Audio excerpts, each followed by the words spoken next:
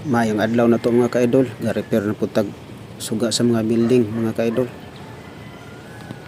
Wala na lang nako gi-off ang breaker ana mga ka-idol kay dili ko gusto nga madisturbo ang mga manok nga habang nagkaon sila. Kay og imong palungon ang breaker, mungit-ngit man madisturbo ilahang pagkaon.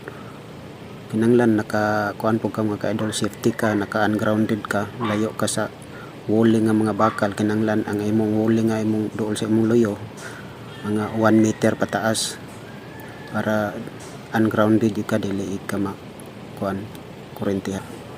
Pareha ani nga sitwasyon dili ka pwede mag-off ani kay mungit-ngit man ang sulod ani, madisturbo man ang mga manok.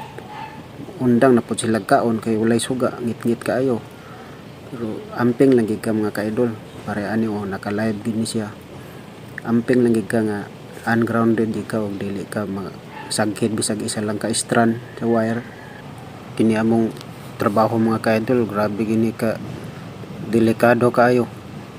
Munang magampo lang gid mi pirmi sa Ginoo nga mahilayo lang gid mi sa kuan sa mga disgrasya nga safety pirmi ang among gitrabaho sa matag adlaw.